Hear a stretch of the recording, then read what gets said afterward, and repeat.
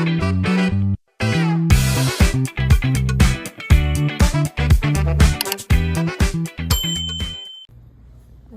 at the library. Back to school is in full swing. We're picking up some books, and let me just tell you guys where I've been.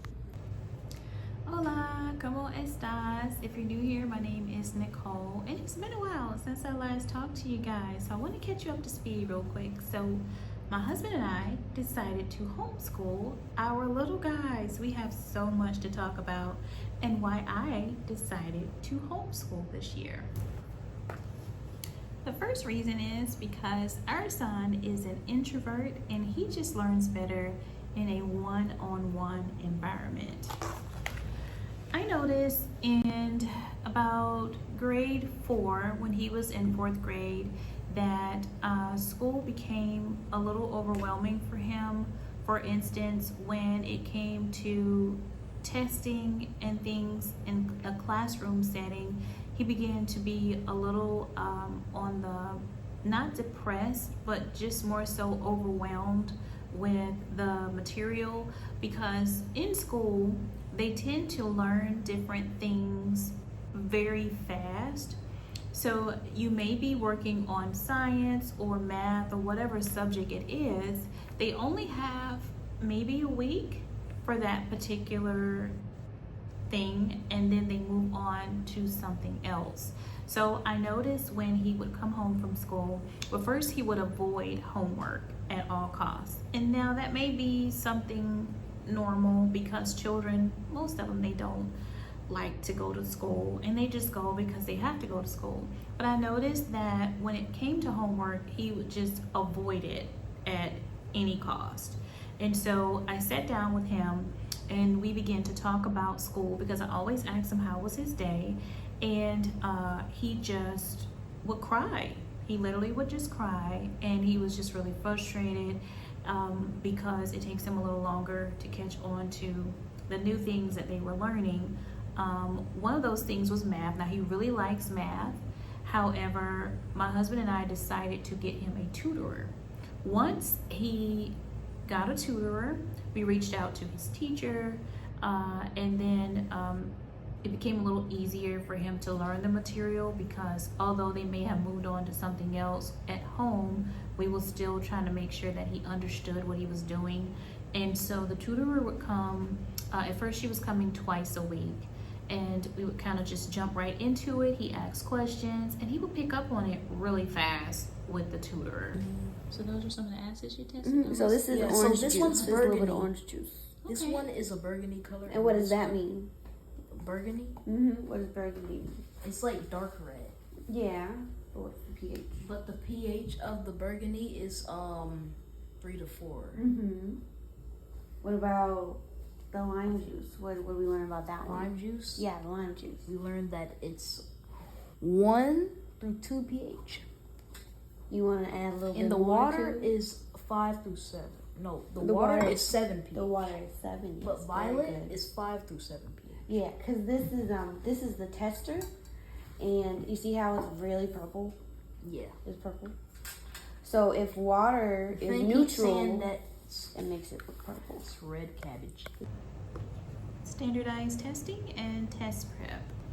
So in school, they have 4 components where they're testing the students. The first component is for math, then there's reading, then there is science, and then there is English, I believe, or maybe not in an elementary school setting, but they test them in different subjects, and they're able to distinguish according to what they've learned throughout the year. So they test them at the beginning of the school year, and then they would test the students again at the end of the year. So at the beginning of the school year of every grade, they would test to see how much the children know. That's basically what the test does.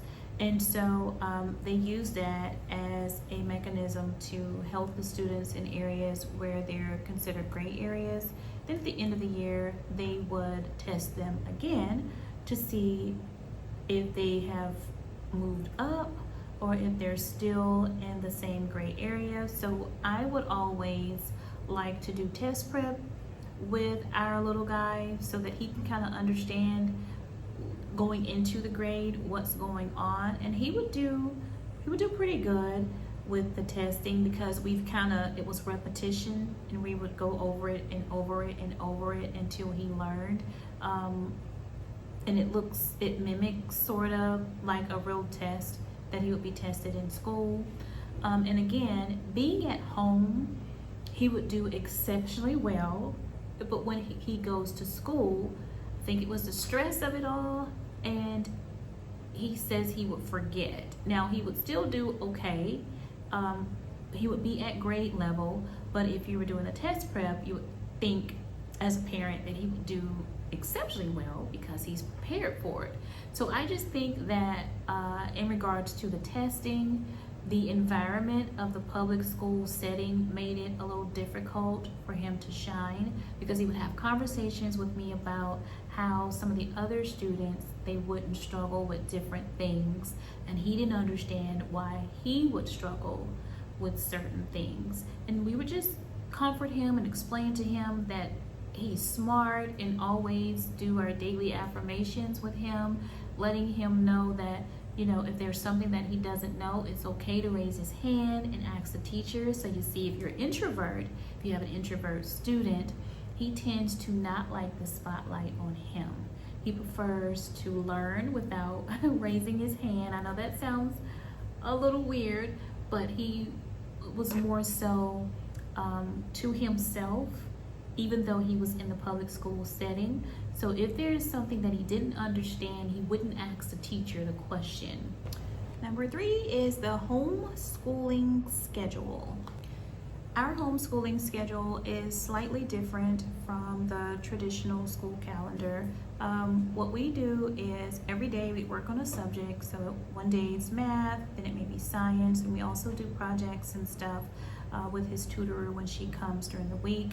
She's been coming over the summer as well. So we work on math, then we do science, and then we do some reading, and of course we've been learning Spanish. So as a family, we've been immersing ourselves into Spanish. That's why the introduction of the video, I was speaking Spanish to you. So we're learning together, and we try to make it fun for him, not the stress of it all. He still gets up. I still make sure that he has breakfast. We work on math or whatever subject that we're working on for the day. It's not an all day thing like the traditional calendar where they go to school from 8 to about 2:30 or 3:15. We just sort of pace ourselves. He does a lot of practice things online, and then we have just regular pen and paper. You know, like kind of like when we were in school, if we were solving a math equation, we had an entire piece of paper. I did an entire piece of paper, write that equation down, and if it takes the whole paper, then it's okay, as long as we get the answer right. So it's a little different from the traditional way of going to school. He has his own Chromebook, so he gets on. There are other little programs that you can join that's free, where he can do 5th grade work or 6th grade work or 7th grade work. So there's a lot of little online tools that we use as well, so he's not just kind of wasting a day away. But our schedule is slightly different from the homeschooling schedule. Well, not homeschooling, excuse me. Our schedule is slightly different than the traditional school schedule. Buenos dias, amigos. What is that? I'm in Los Angeles. Good morning. Inglewood is My my friends. Number 4. So let's talk about some of the downsides to homeschooling. So one of those things could be the social diversity, being able to get out and with his friends, or like a traditional public homeschool setting. So what we're trying to do and incorporate even now as we speak is to stay in contact with his friends' parents, so that we can get together, maybe do sleepovers, or if they want to go bowling together or Frankie's or something like that. everybody has each other's number, so they did before they ended the school year. They call each other, they stay in contact, they go to the indoor gym where it's like the trampoline park. So we still try to make sure that he's socializing. Also, we have the extracurricular activities. He likes soccer. So we have a YMCA membership, and he does soccer through the Y. That's something that he likes to do. So we're keeping him active, keeping him close to his friends, so he don't feel left out. Now, in some school districts, I'm not sure how it is in your school district, there are more than one option. So there are 3 options in our school district. But the first option, where it allows you to be able to do the online curriculum, so it's not really like homeschooling, but he's just at school. Then he can, the parents can decide to let the students go maybe twice a week to the actual school, being that school setting. And they have access to the activities and things that they're doing at the school. The second option is where you would choose a homeschooling association, and they would still have the curriculum of the homeschooling association, but they can still participate. If he wants to do band or football or whatever they have available, he still have the same opportunities as the other students. And the third option is what we decided to do. The third option is we're still with a homeschool association here in our state, and so they give us resources and things like that. He does have a curriculum, because the only thing that you would have to have in our state is a high school diploma or a college degree, so that you'll be able to homeschool him. But he also still have access to the activities from the other students in the school that he was zoned for. So that's still a good thing, because you want to make sure you keep them sociable. Keep them sociable with their friends and still have a life outside of just sitting at home.